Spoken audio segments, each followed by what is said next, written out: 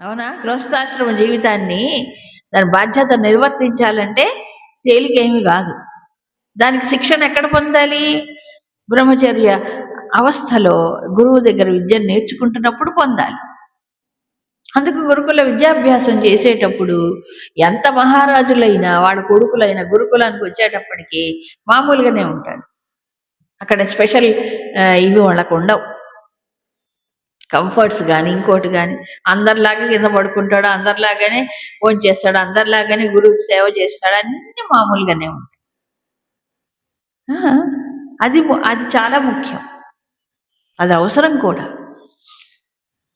ఆ శిక్షణ అన్ని విధాలుగా శారీరకంగా, మానసికంగా, బౌద్ధికంగా ఆ శిక్షణ అనేది అక్కడ పొందాలి కదా.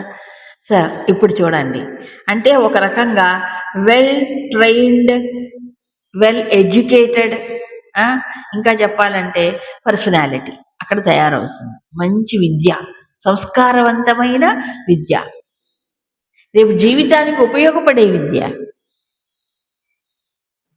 అంతే కదా. ఇప్పుడు చదువుకి జీవితానికి సంబంధమే లింక్ లేదు. ఇంకా విచిత్రం ఏంటంటే చదువుకి చేసే పనికి కూడా సంబంధం లేదు. ఇప్పుడు చదివే చదువు ఒకటి, చేసే వృత్తి ఒకటి, జీవితం అసలు ఏమీ లేదు, రెండింటికి లింక్ లేదు. పూర్వం అలా కాదు. వాళ్ళ యొక్క జన్మని బట్టి, జన్మ సంస్కారాన్ని బట్టి వృత్తి విద్య అనేది ఉండేది. వృత్తి విద్యలు ఉన్నాయి ఆ రోజుల్లో కూడా. ఇప్పుడు ప్రొఫెషనల్ కోర్సెస్ అంటున్నారు. ఆనాడు లేవా వృత్తి విద్యలు? ఎందుకు లేవు? ఉన్నాయి. చక్కగా ఎవరి సంస్కారం, జన్మ సంస్కారాన్ని బట్టి వారికి వృత్తి విద్య. కేవలం వృత్తి విద్యలే కాదు, కేవలం వృత్తి విద్యలు అంటే ఈ సంస్కారాలు రావు కదా. మళ్ళీ సంస్కారాలు కూడా ఇచ్చేటువంటి వాతావరణం ఉన్నాయి. ఇప్పుడు వృత్తి విద్యలే అంటే ఏంటి?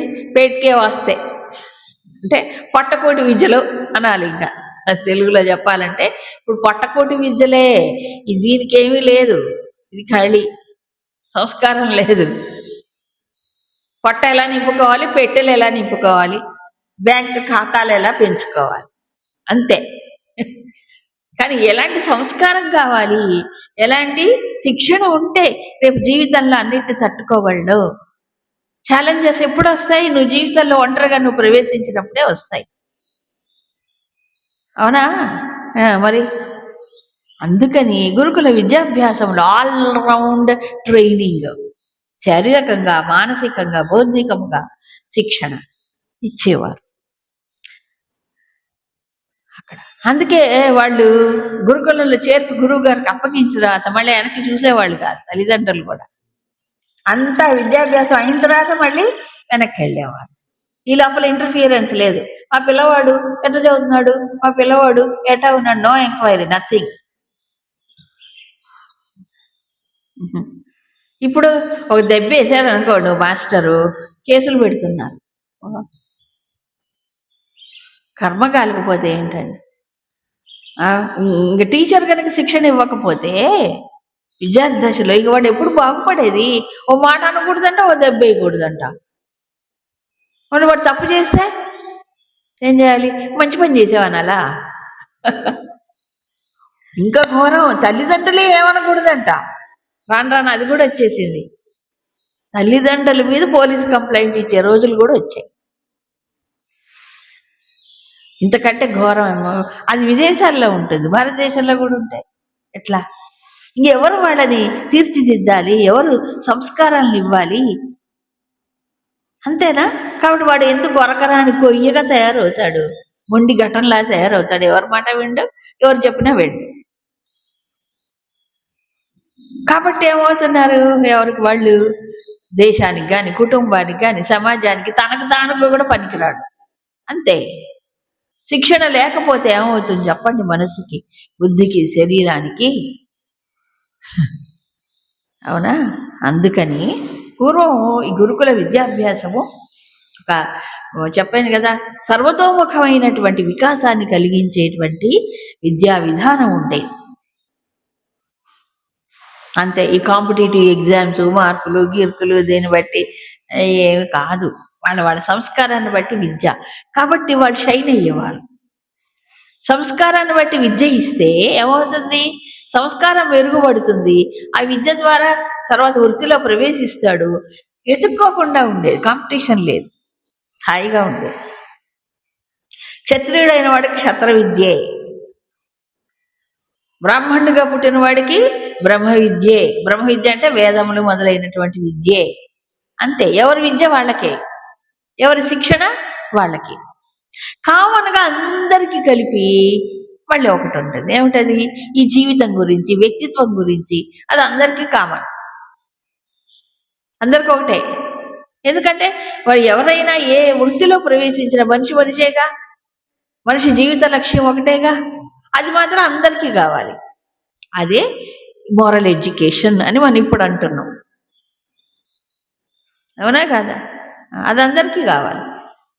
అది వ్యవసాయదారుడైనా, మహారాజు అయినా, లేకపోతే యజ్ఞయాగాదులు చేయించేవారైనా, సేవ చేసే ఎవరికైనా సంస్కారం కావాలి.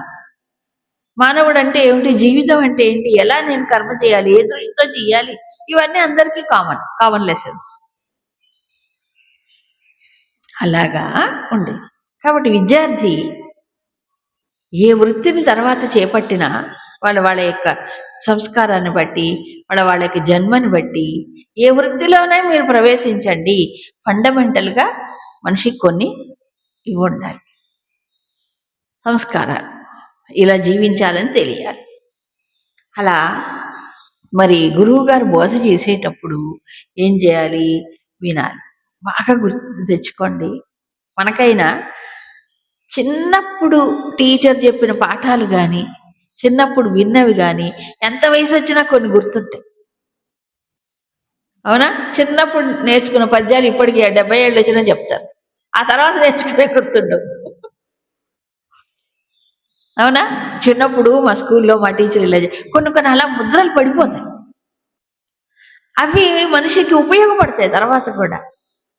ఎందుకని ఆ వయసులో బుద్ధి చాలా ఏమవుతుంది, గ్రహణ శక్తి ఎక్కువ ఉంటుంది, బుద్ధికి ధారణ ఎక్కువ ఉంటుంది. తర్వాత బ్రహ్మచర్యం కదా, అక్కడ గురుకులంలో బ్రహ్మచర్య జీవితం కదా గడిపేది.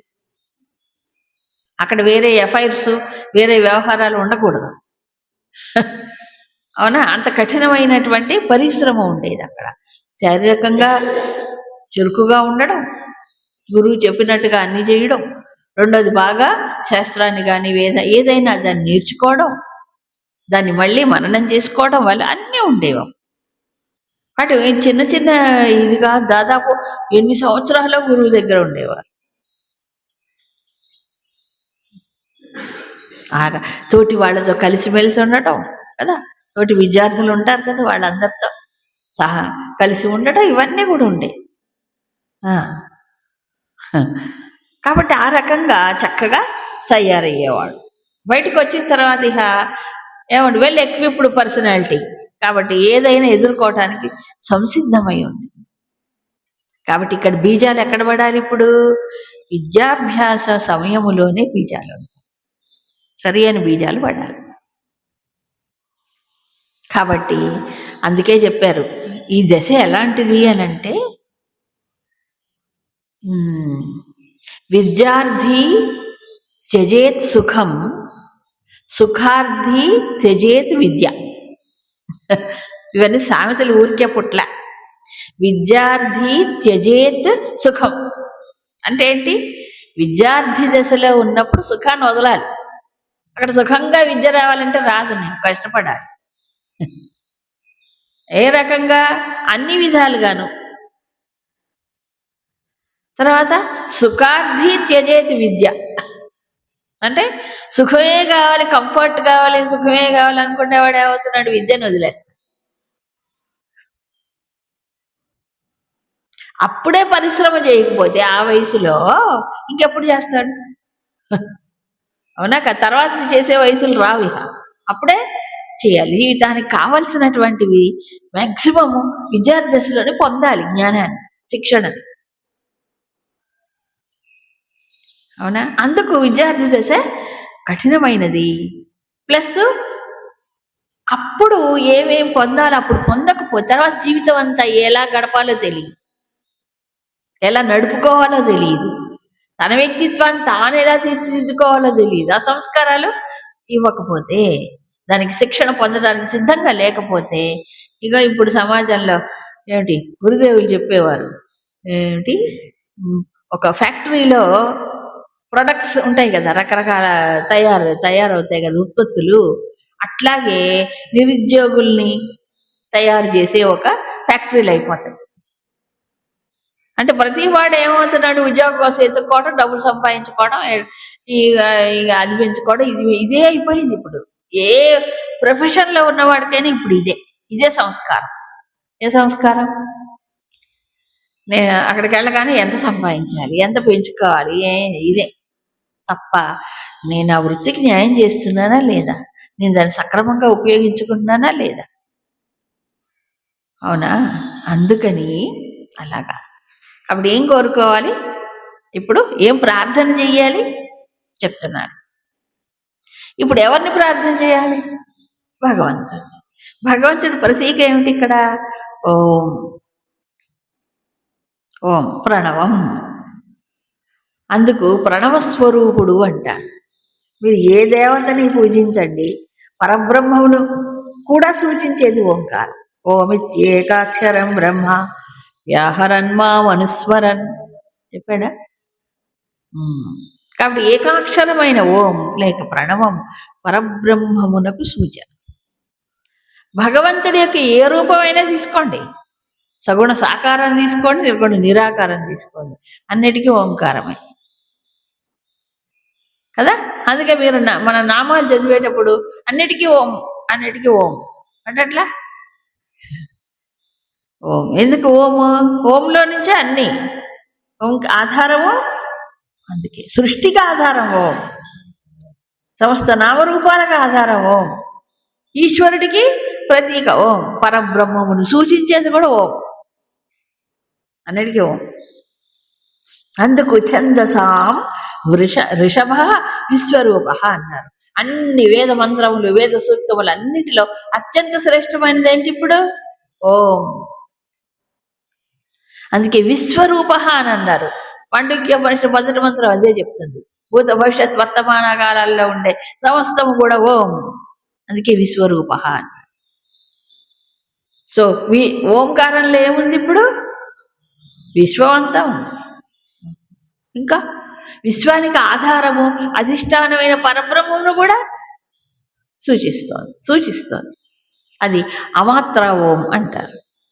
అంటే మాత్రలు లేని నిశ్శబ్దం, శబ్దము కాదు నిశ్శబ్దం, ఈ రకంగా. కాబట్టి ఛందోభ్య ఈ అన్ని ఛందస్సుల్లోకెల్లా శ్రేష్టం. తర్వాత ఇంకేమన్నాడు? అమృతాత్ సంబభువ అన్నాడు. ఎక్కడి నుంచి వచ్చింది ఓంకారం? మళ్ళీ దీనికి ఒక మూలం ఉండాలి కదా. సో ఓంకారానికి అధిష్టానం పరబ్రహ్మం అయితే మరి ఓంకారం ఎక్కడి నుంచి వచ్చి ఉండాలి? అమృత స్వరూపమైన పరమాత్మలో నుంచి వచ్చి ఉండాలి. పరమాత్మల నుంచే వస్తుంది. పరమాత్మే మూలము. ఎందుకు కోశం అన్నారు దీన్ని? ఈ ఓంకారం ద్వారా ఏం సూచించబడుతుంది ఇప్పుడు? పరబ్రహ్మమే. మనం డైరెక్ట్గా పరమాత్మను తెలుసుకోలేము కాబట్టి ఓంకారం ద్వారా, సాధన ద్వారా తెలుసుకోవాలి. అందుకని అన్ని ఉపనిషత్తుల్లో చెప్పారు. అన్ని ఉపనిషత్తుల్లో ఈ ఓంకారం గురించి చెప్పారు. కాబట్టి ఏం కావాలి ఇప్పుడు నాకు? మేధయా స్పృణోతు ఆ ఇంద్ర అంటే ఎవరు? ప్రకాశస్వరూపమైనటువంటి ఆ పరమాత్మ నా బుద్ధిని దేంతో నింపాలి? మేధయా, మేధాశక్తి చేత. అంటే బుద్ధి బాగా చురుకుగా సూక్ష్మముగా ఉండాలి. ఆ మేధ నాలో నిలవాలి. ఇది కోరుకోవాలి. అవునా కదా? ఇది ఇది ప్రార్థన చేసుకొని మనం ఇది పెంచుకోకపోతే ఏమవుతుంది? విన్నదంతా ఎప్పటికప్పుడు కొత్త పాఠమే. అవునా? చెప్పబోయే పాఠం చెప్పే పాఠం ఓ రకంగానే ఉంటుంది. చెప్పబోయే పాఠం ఎలాగో తెలియదు, చెప్పిన పాఠం కూడా అలాగే అనిపిస్తుంది. ఇప్పుడు ఇది ఈ బుద్ధిలో నిలుపుకోకపోతే అంతే. అవునా కాదా? అదే అందుకని మేధయా స్పృణోతు. ఆ పరమాత్మ నా బుద్ధిని మేధస్సుతో నింపాలి. ఇంకా అంతేకాదు, అమృతస్య ధారణో భూయాసం. కేవలం ఒట్టి మేధాశక్తి జ్ఞాపక శక్తి ఉంటే సరిపోదు. మరి ఏముండాలి? అమృతత్వాన్ని ధారణ చేయగలగాలి. అది ఇంకా గొప్ప విషయం. అమృతత్వం అంటే ఎవరు? అమృతం అమృతం అంటే బాటిల్లో దొరికేది కాదు అది. మరి పరమాత్మే అమృత స్వరూపం. మృత్యోర్మా అమృతం గమయ చెప్తున్నా కదా. ఉన్నదంతా మృత్యువే. ఈ సమస్తం పాశములు, ఈ మృత్యు పాశములతో నిండి ఉంది. కానీ దీనికి ఆధారంగానే పరమాత్మ, అమృత స్వరూపమైన పరమాత్మ ఉన్నాడు. ఆ పరమాత్మ అమృత స్వరూపమైన పరమాత్మని నేను ఏం చేయాలి? ధారణ చేసుకోవాలి. దీనికి మేధాశక్తి ఉపయోగపడాలి. భగవంతుడి దగ్గరకు వెళ్ళగానే ఏం అడుగుతాడు? ప్యాకేజీ. అవునా పిటి? అది కావాలి స్వామి, ఇది కావాలి స్వామి, అది కావాలి. నువ్వు కావాలని అడిగేవాడు ఒక్కళ్ళు లేడు. అవునా? పరమాత్మ కావాలి. భగవంతుడు పొందితే అన్ని పొందినట్టే. ఇంక మిగతా పొందాల్సింది లేనే లేదు. ఆయన తెలుసుకుంటే అన్నీ తెలుసుకున్నట్లే. ఇవన్నీ మనకి తాత్వికమైన శాస్త్రాల్లో చెప్పబడతాయి. ఇది లక్ష్యం అనేది ఎప్పుడు అర్థం కావాలి? విద్యార్థి దశలోనే అర్థం కావాలి, తర్వాత అర్థం కాదు ఇక. సో ఆ లక్ష్యంతోనే వాడు తర్వాత గృహస్థం కానీ వానప్రస్థం కానీ సన్యాస జీవితాన్ని గడపాలి. బీజం అక్కడ పడాలి కదా. అందుకని గురుకుల విద్యాభ్యాసంలో ఈ ఆల్రౌండ్ శిక్షణ డెవలప్మెంట్, సర్వతోముఖంగా విద్యార్థికి జ్ఞానం, జీవిత లక్ష్యం ఏమిటి అది కూడా చెప్పేవారు. నువ్వు తర్వాత ఎలాంటి జీవితాన్నైనా గడుపు, లక్ష్యాన్ని మర్చిపోకుండా జీవించు అని విద్యార్థి దశలోనే బోధ చేయాలి. అందుకు స్పిరిచువల్ ఎడ్యుకేషన్, ఈ అధ్యాత్మ విద్య దేంట్లో భాగం? జీవితంలో భాగం అయి ఉండాలి. వృత్తి విద్య కాదు కావాల్సింది. ఇప్పుడు పొట్ట నింపుకుండే విద్య అయితే అట్లా, ఇది కూడా ఉండాలి కదా. దీనికి లక్ష్యం. ఆ లక్ష్యం ఎక్కడ ఉండాలి? మొదలే వెయ్యాలి బీజం. తర్వాత అప్పుడు సరైన జీవన విధానం అర్థమవుతుంది. ఇప్పుడు మా పిల్లలకి ఇప్పటి నుంచి భగవద్గీత ఎందుకండి, వాళ్ళు పాడు చేస్తున్నారు. మీరు నేర్పకూడదంట భగవద్గీత. మీరు సన్యాసులుగా మారుస్తారా మా పిల్లల్ని? భగవద్గీత నేర్చుకొని సన్యాసం వస్తుందా? కదా. తెలియాలి. ఇటు లౌకిక జీవనాన్ని గడుపుతూనే ఈ లౌకిక జీవనంలో పడి కొట్టుకుపోకుండా ఆధ్యాత్మికమైన లక్ష్యం దృష్టి ఉంటేనే సమాజం కానీ వ్యక్తి కానీ బాగుంటాడు, కుటుంబం కానీ. పూర్వకాలం అలాగ ఉండేది. కాబట్టి ఎన్ని ఒడిదొడుకులు వచ్చినా తర్వాత తట్టుకొని నిలిచేవాళ్ళు. ఎందుకు? ఈ లక్ష్యం ఉంది.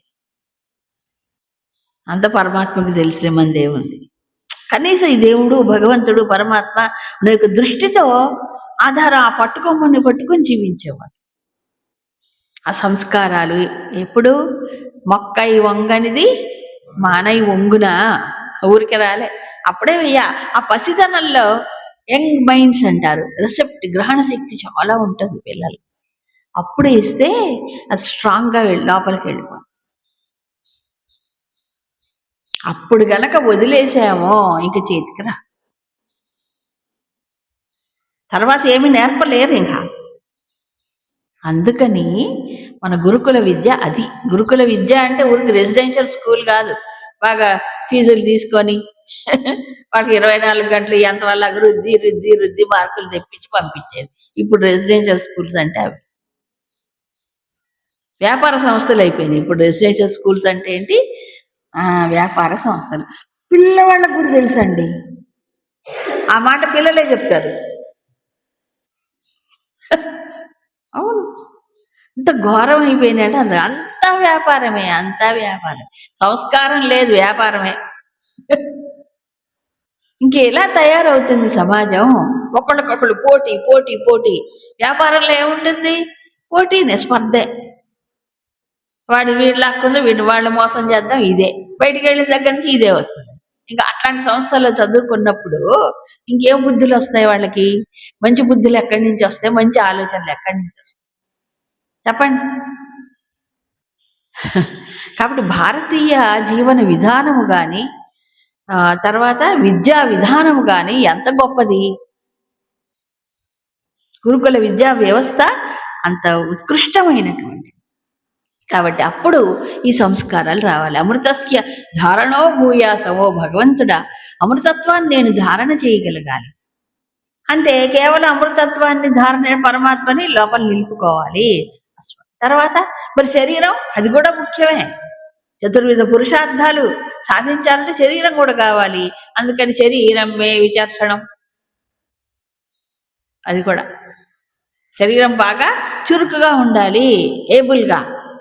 మనకి అన్ని దాదాపు కేను ఉపనిషత్తులో కూడా చెప్పారు. ఆప్యాయంత మమాంగాని వాక్ ప్రాణశ్చక్షు శ్రోత్రం అధోబలం ఇంద్రియాణి చ సర్వాణి కేన కూడా చెప్తారు.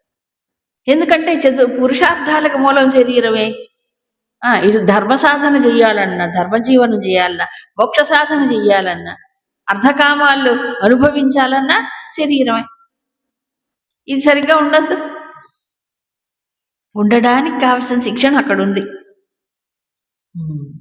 కాబట్టి గురుకులంలో సేవ చేసేవాళ్ళు చక్కగా చేయలే. గురుకులంలో సేవ ఏం సేవ? ఒక్కొక్కళ్ళు ఒక్కో రకం. నీళ్లు పోయటమో, చెట్లు ఏవి చేయడమో, సముద్రాలు తీసుకురావటమో, ఇంకేవో మొత్తం అందరూ. లేబర్ ప్రాబ్లం లేదా?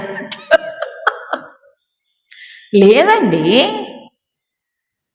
ఇప్పుడు ఇంట్లో నలుగురు పిల్లలు నాలుగు పనులు చేసుకునేవాళ్ళుగా చిన్నప్పుడు. చేసుకోవాలా మరి? ఇప్పుడు మా పిల్లలు చదువుకుంటారు, పంజాబ్ పనికిరాని వాళ్ళకి తయారవుతారు. మరి ఎవరికి పోయి అంట్లు కూడా తవ్వుకుంటారు. ఇక్కడేమో ఇంట్లో ఏమి చేయరు, అమెరికా పోయి ఏం చేస్తారు? అంట్లు తవ్వుకుంటారు. అక్కడ తప్ప దొరకరు కాబట్టి. అదే ఇక్కడ తల్లిదండ్రులకు చేస్తే బాగుపడతావు కదా. ఆ బాధ్యత ఎవరు తీసుకోవాలి? వీళ్ళు తీసుకోవాలి. అందుకే వీళ్ళు తీసుకోరు. అందుకని గురుకులాల్లో అక్కడ ఉండేది పూర్వం. కాబట్టి ఇంటికి వచ్చిన తర్వాత ప్రాబ్లం ఉండేది కాదు. అవునా? గురుకులంలో అన్ని నేర్చుకుంటే ఇంటికి వచ్చిన తర్వాత ప్రాబ్లం లేదు. అదే అన్నమాట. అందుకని శరీరం మే విచర్షణం జిహ్వామే మధుమత్తమ. మెయిన్ ప్రాబ్లం ఏంటంటే సమాజంలో కానీ కుటుంబంలో కానీ ఈ నాలుకండి బాబాయ్. ఇది ఎంత గొప్పదో అంత చెడ్డది కూడా. ఈ నాలుగు సక్రమంగా మాట లేకపోతే అన్ని విపరీత అర్థాలే కదా. ఈ బుద్ధి సరిగ్గా అర్థం చేసుకోకపోతే అప్పుడు నాలుక కూడా ఏమో దానికి తగ్గట్టుగానే తయారవుతుంది. అయితే ఎంత జ్ఞానం ఉన్నా ఈ జిహ్వ మాట కనుక సరిగ్గా లేకపోతే అన్నీ ఫెయిల్ అయిపోతాయి. ఏంటి? మానవ సంబంధాలు పోతాయి. ఇప్పుడు సొసైటీలో ఎవరితోనూ సక్రమంగా ఉండలేడు. ఎందుకు? ఈ మాట రాదు, సరిగ్గా మాట్లాడడం తెలియదు. అందుకే చెప్పారు పెద్దలు, నువ్వు ఎంత కఠిన సత్యాన్ని చెప్పాలనుకున్నా ఆ సత్యాన్ని కొంచెం బాగా చెప్పు. బాగా చెప్పడం అంటే మరీ వాళ్ళకి అనుద్వేగకరం వాక్యం అని చెప్పాడు చూడండి, ఉద్వేగం కలిగించేలాగా కాకుండా. ఆ ట్రైనింగ్ ఎక్కడ? ఇప్పుడు ఇక్కడి నుంచే కావాలి. ఇప్పుడు అన్ని కొత్త కొత్త ట్రైనింగ్ సిస్టమ్స్ పెట్టినారు. ఏ ట్రైనింగ్ అంటారు దాన్ని, ఏదేదో వర్క్షాపులు దానికి. కంపెనీస్లో ఈ ఎల్ఐసిలోను ఇంకా ఏజెంట్స్ ఉంటారు కదా, వాళ్ళు ఆ ఏజెంట్స్ వాళ్ళ కస్టమర్స్ దగ్గరికి వెళ్ళి ఎలా మాట్లాడాలి ఇప్పుడు శిక్షణ ఇస్తున్నారు. ఇవ్వట్లా? ఇస్తున్నారు. అలాగే సేల్స్ చేసేవాళ్ళు, వాళ్ళకి కూడా వాళ్ళ కస్టమర్స్ వచ్చినప్పుడు వాళ్ళకి చక్కగా అనుకూలంగా మాట్లాడాలి వాడు, లేకపోతే ఎవరు రారు. ఎక్కడ పోండి సక్సెస్ కావాలంటే వాడు ఏం చేయాలి? ఎదురుగా ఉన్న వాడితో అయితే చక్కగా కమ్యూనికేషన్ స్కిల్స్ ఇప్పుడు కొత్త ట్రైనింగ్స్ వచ్చాయి. అంటే ఎలా మన భావాన్ని అవతల వాడికి చెప్పాలి ఇదంతా. అయితే ఏ కంపెనీకి తగ్గట్టు ఆ కంపెనీ స్కిల్స్ ఉంటాయి. ఇది అలా కాదు, కంపెనీలతో సంబంధమే లేదు. మరేమిటి? ఈ నాలుకని సక్రమంగా ఉపయోగించుకోవడం అనేది అది భగవంతుడు ప్రార్థించటం ద్వారా. చూసారా, అన్నిటికీ సోర్స్ ఒకడే. ఎవరిని ప్రార్థన చేస్తున్నాడు? భగవంతుడు. నేను నాలుక చక్కగా మాట్లాడాలి నాలుగుతో. దీనికి స్కిల్ ఎక్కడి నుంచి, లోపల నుంచే రావాలి స్కిల్, బయట నుంచి కాదు. ఏదో కొద్ది రోజులు ట్రైనింగ్ ఇస్తారు, తర్వాత మామూలే, మన మాటలు మళ్ళీ మామూలే అయిపోతుంది. అవునండి. కాబట్టి లోపల నుంచి రావాలి స్కిల్ అనేది ఎప్పుడైనా. సోర్సు అన్నిటికీ ఒకటే. జిహ్వామే మధుమత్తమా, చక్కగా. మధు అంటే ఏంటి? మధురముగా అని అర్థం. అయితే ఒక్కొక్కసారి 24 గంటలు ఎవరు మధురంగా మాట్లాడలేరు అనుకోండి, అప్పుడప్పుడు కొంచెం కఠినమైన మాటలు పలకాల్సి వస్తుంది కూడా, తప్పదు. అలా అని అదే మెయిన్ ఇదిగా ఉండకూడదు. ఎప్పుడూ కావు కావు అని కాకిలా కఠినంగా అరవకూడదు. కోయిల్లాగా.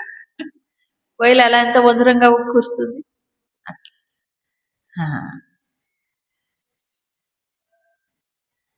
ప్రియవాక్య ప్రధానేన సర్వే తుష్యంతి జంతవ.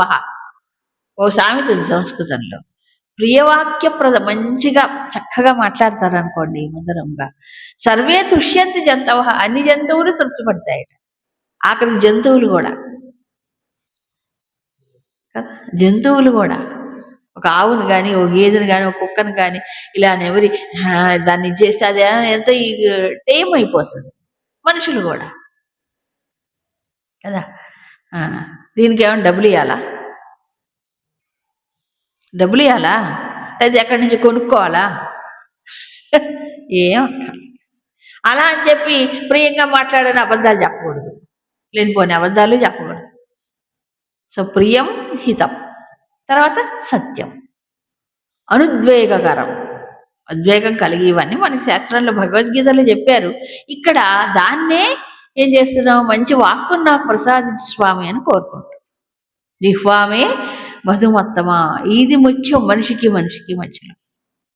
సరే, తర్వాత కర్ణాభ్యాం భూరి విశ్రవం. ఇంకా ఏం కోరుకోవాలి?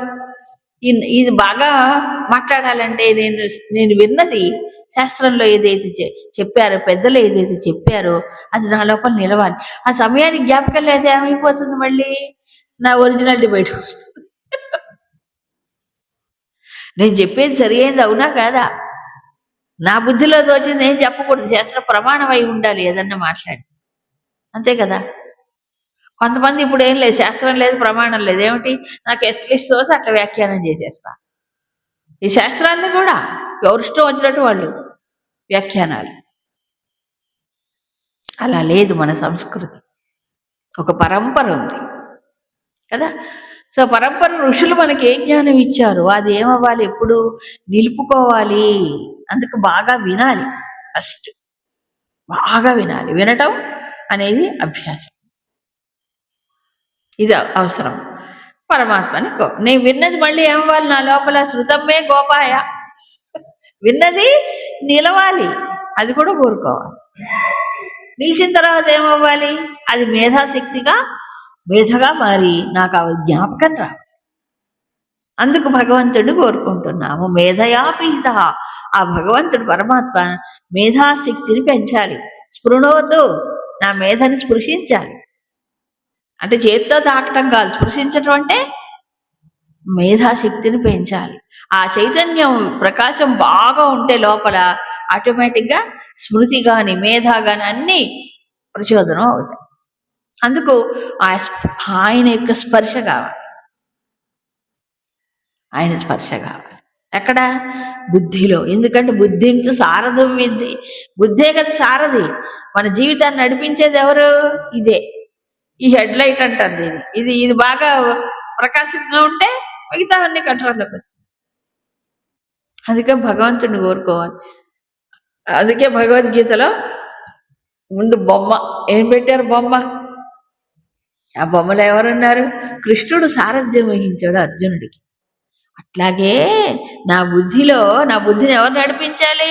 పరమాత్మ తన తేజస్సుతో ప్రచోదనం చేసి నడిపించి. శృతమ్మే ఇది కావాలి.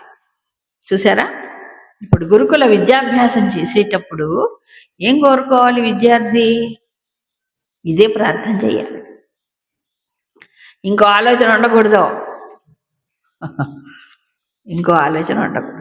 ఇలా ఉన్నప్పుడు చక్కగా గురువు చెప్పినటువంటి విద్యని బాగా ఆకళింపు చేసుకొని బాగా సుశిక్షితుడయి రేపు ప్రపంచం అనే యుద్ధ రంగంలో ఏమవుతున్నాడు, పోరాటాన్ని సల్పటానికి, ఎదుర్కోవడానికి సిద్ధం అవుతాడు. అప్పుడు డిస్ట్రాక్షన్స్ ఉన్నాయనుకోండి, విద్యాభ్యాసంలో పిచ్చి పిచ్చి ఆలోచనలు ఉన్నాయనుకోండి, అప్పుడు ఏది పొందలేడు. అందుకు చెప్పారు బ్రహ్మచర్య అవస్థ అన్నారు, అవసరం. ఒకప్పుడు అలాగ ఉండేది. అందుకే ఏమన్నారు, విద్య ఏదో చెప్పారండి, వివాహం బ్రహ్మచర్య అవస్థలో ఉన్నప్పుడు వివాహం కనుక చేస్తే విద్య పోతుంది. విద్యాభ్యాస సమయంలో విద్యార్థిగానే ఉండాలి, వేరే ఆలోచనలు పక్కకు ఉండకూడదు. అప్పుడు పనికి పనుల ఆలోచనలు పెట్టుకొని, ఇప్పుడు చూడండి కాలేజీలు అంతా ఏమిటి, కాలేజీలు కళాశాలలు లవ్ పార్కులు, అది స్కూల్ దాకా వచ్చేసాయి. కలిసి తిరగటం, కలిసి చేయడం, అది స్కూల్లో కాలేజెస్లో వచ్చేసాయి. ఏం చదువుకుంటారు, ఏం నేర్చుకుంటారు, ఏం వస్తుంది జీవితంలో అంత చిన్న వయసులో పనికిరాని ఆలోచనలు కదా. అదే చూపిస్తున్నారు ఇప్పుడు, అది చూపిస్తున్నారు కాబట్టి చూసి చూసి చెడిపోతున్నారు పిల్లలు. ఇంక ఏం చెప్తే మాత్రం వింటారు. ఆ టీవీల్లో పాడు వాటన్నిట్లో చిన్న చిన్న వయసుల్లో పనికిరానివన్నీ చేయించి పిల్లల చేత చూపిస్తుంటే ఎట బాగుపడతారు వాళ్ళు కదా. ఇక స్కూల్కి పంపిస్తే మాత్రం టీచర్ మాత్రం ఏం చేస్తారు, అలాంటి సరుకుని ఏం చేయగలరు, ఎంతకని చేయగలరు. కాబట్టి ఏం చేస్తారు వాళ్ళు కూడా, ఆ ఫోన్లో ఏదో నేర్చుకుంటారు, 4 మార్కులు వేసి పంపిద్దాంలే అనుకుంటారు, అంతే అయిపోతుంది. అంతేగాని వ్యక్తిత్వాన్ని మలుచుకోవడానికి కావలసినటువంటి అట్మాస్ఫియరు ఎక్కడ ఉండాలి, విద్యాభ్యాస సమయంలో ఉండాలి. అప్పుడు ఫ్రీగా వదలటానికి లేదు, ఫ్రీడమ్ అనేది లేనే లేదండి.